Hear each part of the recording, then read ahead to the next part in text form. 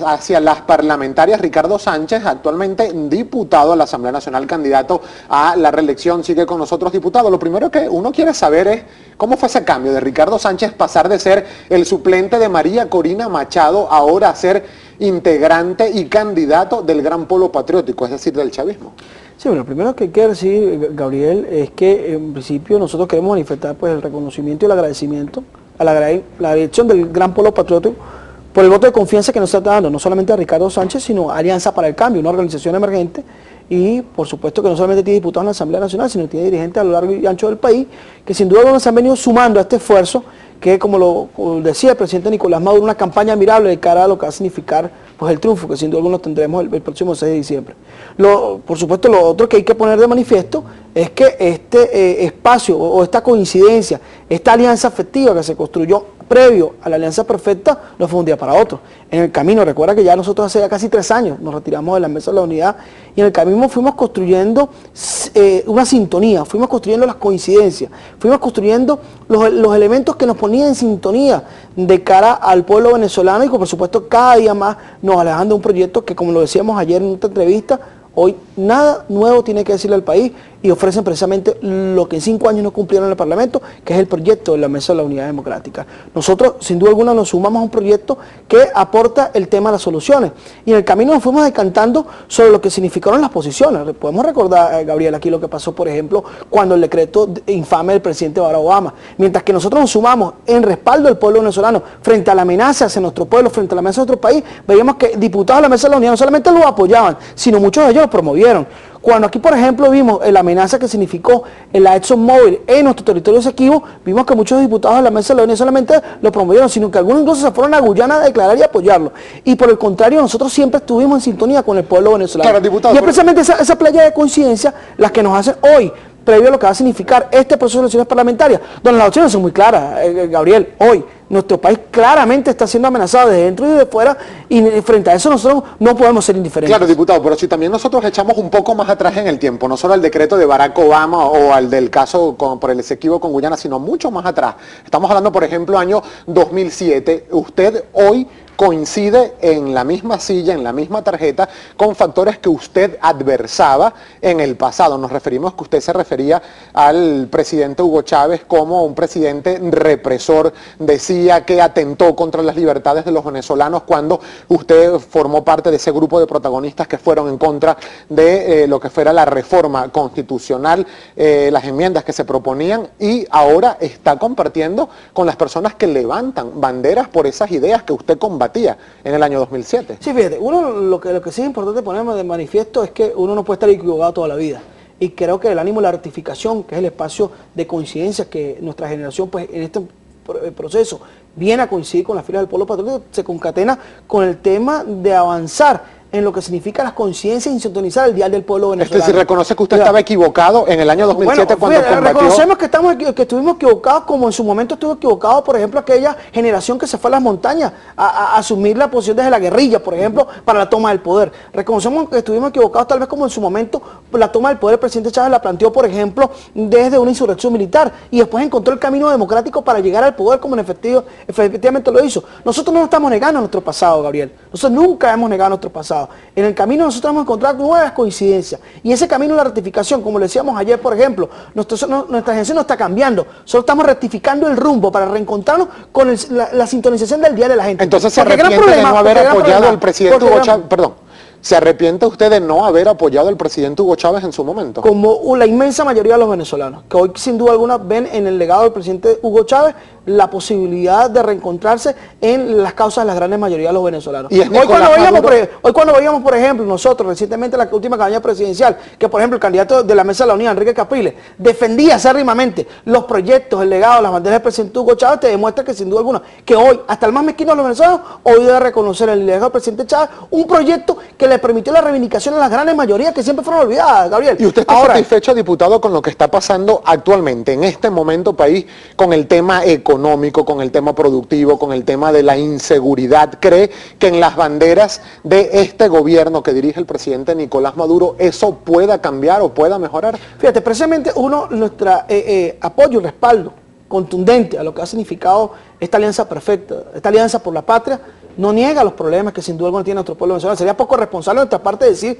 que en Venezuela estamos viviendo una situación de dificultad en materia económica. O que no es diferente a la que está viviendo Europa. La diferencia con la que vive Europa es que mientras la crisis en Europa la está pagando los pueblos, el más humilde, el pueblo menos favorecido, hoy en Venezuela, pese a la crisis que estamos viviendo, se siguen garantizando, por ejemplo, los recursos en la Asamblea Nacional para seguir garantizando las ayudas sociales, por ejemplo, para la pensión de los viejitos, para garantizar los recursos para la educación pública y gratuita. En definitiva, hay un contraste en el modelo, pero además, fíjate con lo que tú tienes que ver con el tema de la inseguridad, que tú sabes que ese tema lo hemos ido trabajando nosotros desde la Asamblea Nacional. Es decir, aquí siempre se ha diagnosticado el gravísimo problema de inseguridad, pero cuando surge una bandera de compromiso, una gestión pública como por ejemplo la que se está llevando en el marco de la Operación para la Liberación y Protección del Pueblo, contundente, derrotando al AMPA y la delincuencia organizada en el terreno, en la calle, entonces vemos del lado hoy de la Mesa de la Unidad, la oferta que nos dicen es respaldar a las bandas organizadas, es respaldar a los criminales que hoy tienen socavando la calidad de vida y la paz de la gente. ¿Ha escuchado usted a dirigentes de la Mesa de la Unidad Democrática decir que respaldan a bandas criminales? Bueno, en principio lo que hemos visto nosotros clara y de plano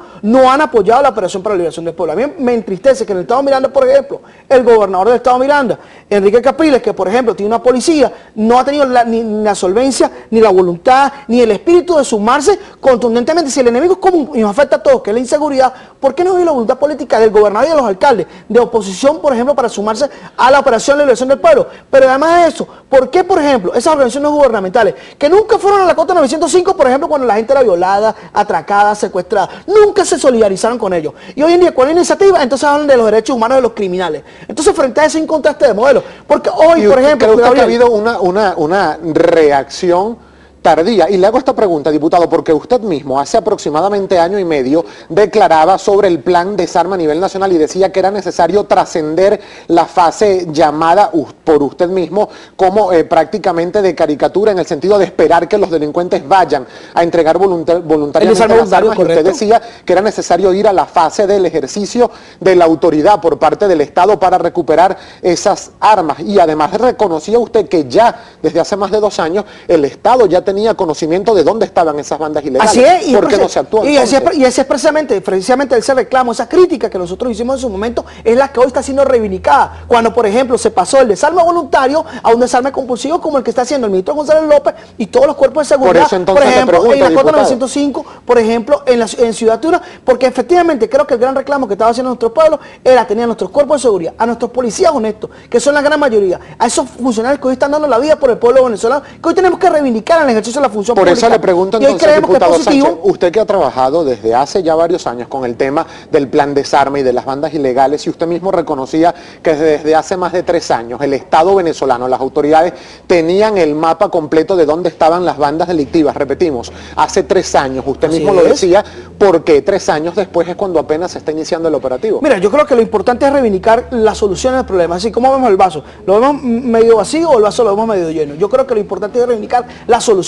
Es decir, el problema es el diagnóstico sobre la situación de inseguridad. Cuando se ataca el problema de la inseguridad contundentemente, como nuestro pueblo hoy en todos los estudios de opinión respalda mayoritariamente la Operación para la Liberación y Protección del Pueblo, entonces hay posiciones mezquinas de no reconocer la actuación de los cuerpos de seguridad. ¿Por qué? Porque lo impulsa Nicolás Maduro. ¿Por qué? Porque hoy la Fuerza del Pueblo Patriótico respalda una iniciativa de esta naturaleza. O sea, el tema es la mezquindad. Bueno, además, según estudios de opinión, la mayoría de los venezolanos así es, casi el 90% de los venezolanos respaldan esa iniciativa. Pero además, hoy, Gabriel, lo importante es poner de manifiesto es cuáles son los modelos que se dan a enfrentar de cara al proceso electoral del próximo 6 de diciembre. Y de cara a ese proceso electoral, diputado, Jorge Rodríguez, jefe del comando de campaña al cual usted pertenece ahora, el comando de campaña Bolívar Chávez, ha dicho esto que vamos a presentar a continuación y que hoy reseña la prensa nacional. En el diario Últimas Noticias, Jorge Rodríguez dijo: los partidos del Gran Polo Patriótico garantizan la paz del país, ratificó la alianza perfecta y la incorporación de 7 nuevas organizaciones. Entre tanto,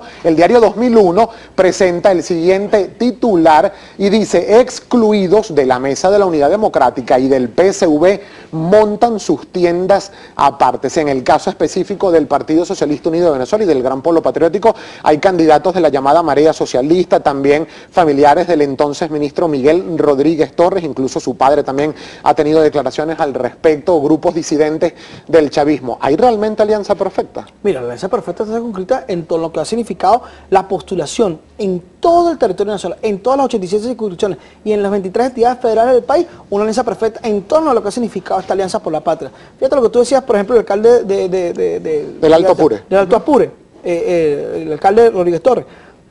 Aquí lo que se pone de manifiesto es, por ejemplo, unas posiciones que, bueno, que hay una crítica constructiva sobre lo que va a significar esta alianza del patriótica, esta alianza por la patria.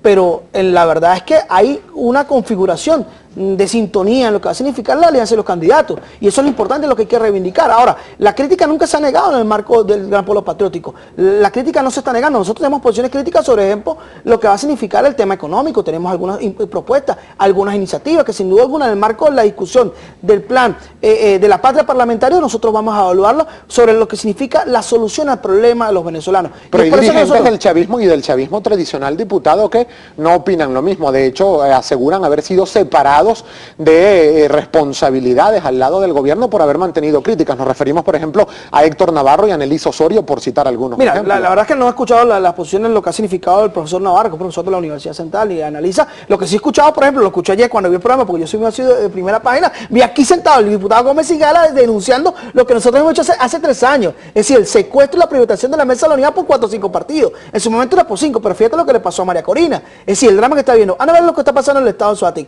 anda a ver lo que está pasando en el estado Táchira, en el estado Zulia. Ese es el drama y eso es precisamente lo que significa. Hoy, ¿qué alternativa, qué propuesta hoy clara y evidente para la solución de los problemas venezolanos hoy tiene en la Mesa de la Unidad? Absolutamente nada, porque lo que está ofreciendo fue lo que durante 5 años no cumplió en el seno de la Asamblea Nacional. Está llenando precisamente los diputados. Hoy, por ejemplo, el Estado Miranda, cuando nosotros estamos llevando, por ejemplo, a Jaime Neltrudy, hasta el más mezquino de los mirandinos, ustedes lo saben, las compañeras aquí lo saben, que viven en el Estado Miranda, hasta el más mezquino de los mirandinos puede negar la excelente gestión que en materia de mejoramiento físico y de infraestructura tiene Jaime Neltrudy en el Estado Miranda. ¿Y cuál es el contraste? ¿Qué tenemos en la sala del frente? Un diputado que tiene 80% de inasistencia, como es el caso del diputado Julio Borges. Entonces, sin duda alguna, lo que hay que poner de manifiesto es qué proyecto del país tenemos. Mientras nosotros tenemos un proyecto que avance sobre la solución de problemas, sin negar que existen dificultades que estamos sufriendo los venezolanos y que en el camino vamos a tratar de resolverlas. Y que la vamos a resolver, Gabriel, con nuestro talento, la vamos a resolver con nuestro compromiso. Mire, la vamos a resolver extendiéndole la mano al que piensa distinto a nosotros. No la vamos a resolver, pues, sacando decretos desde afuera